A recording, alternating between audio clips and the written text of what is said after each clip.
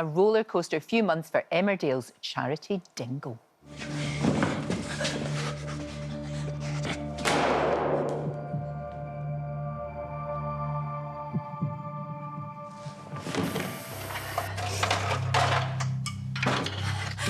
I'm not coping at all. And I can't speak to Mac about it because I saved his life, and yet I kind of wish I hadn't, because that would be great. That would be straightforward grief, wouldn't it?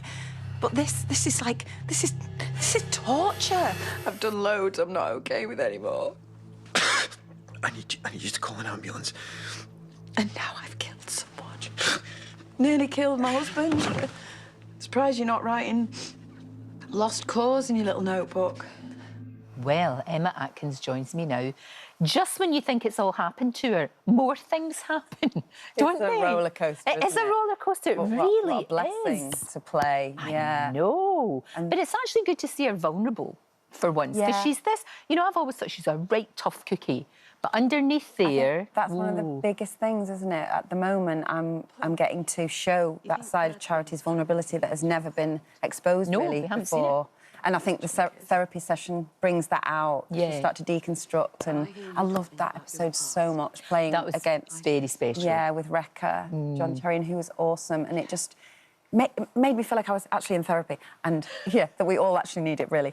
But, I feel very lucky to be playing this level of complexity of a character. Well, that's the thing about Emmerdale, because you get a character, and you've been on and off for 25 years, haven't you? Yeah. I mean, I know you left for a little while, came back, and then left to have a baby, and then came back, which is wonderful. I think that's good.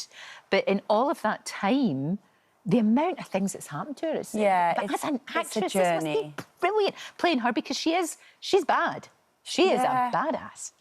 I guess I know her so well now. Yeah. So being given these episodes was a gift, especially the therapy one, because it was the beginnings of finding out what's compartmentalised in her head. Yeah. And now it's like, let's get this out, because until you do, you're going to keep, you know, and I think the shooting of Harry was her tipping point, like it says in the script. Very much so. And it's brought it all to the surface, and it's spilling out, and PTSD storyline was awesome to be able to be challenged and show people that trauma is unique to everybody, you know. Everybody goes through their own... You're absolutely right. And everybody's different, has to be treated differently.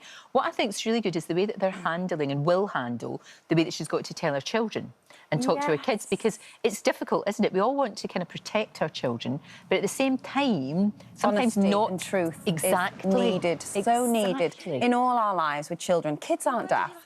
They're so resilient, and they're smart as anything, and don't sell them something that's not authentic in a way that is gentle enough for a child to understand. And I loved playing that little scene with Arthur where I get to say, I think it's tonight, I'm not sure. Yes, no, well, actually, we've got a little clip of tonight.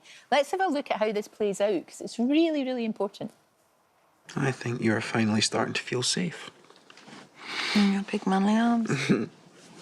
Still. Small steps, yeah? Steps we need to build on. So how about we make some more? Charity, our family need to come home. It's time. We can do this. You can see she's really worried about the children coming back. Yeah. Is she going to be able to cope with it? She can't. I think she's so frightened of what she's capable of doing under that level of stress. Sure. That, you know, she doesn't know how she's going to be. But deep down, I think she knows. Of course, she wants to be surrounded by the people that love her.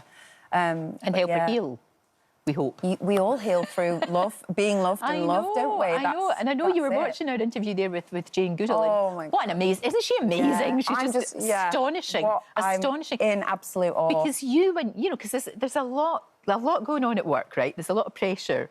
Yeah. Actually, with all of us. But I love how you de-stress. It's nature.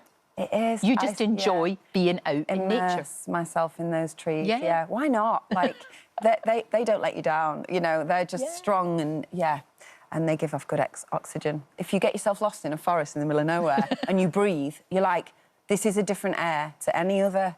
I know what you mean. City, town air. It's a pure air. So that's just where you can... Because I notice on social media, most of what you... In fact, just about all of what you put out there, it's all trees.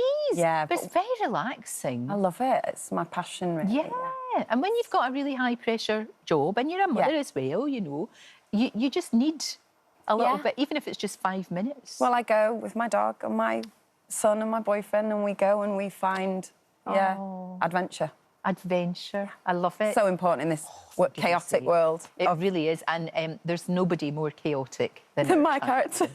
But she's the most interesting character, I think, thank you. of all of the characters. They're all great, but there's something about this woman that you think, wow. To bring it all out now is like, I've loved it. I have been so lucky to have had the chance to play that As an actress, it's the best job, or an actor, it's the best job in the world. It's made me realise how much I do love acting, actually. Yeah. And I've matured with the show, so... Well, of course. Yeah, I feel... Fantastic. Yeah, I'm sure. Thank you so much for coming in. Thank you so Emmerdale, of course, is on tonight, 7:30 on ITV1, not to be missed.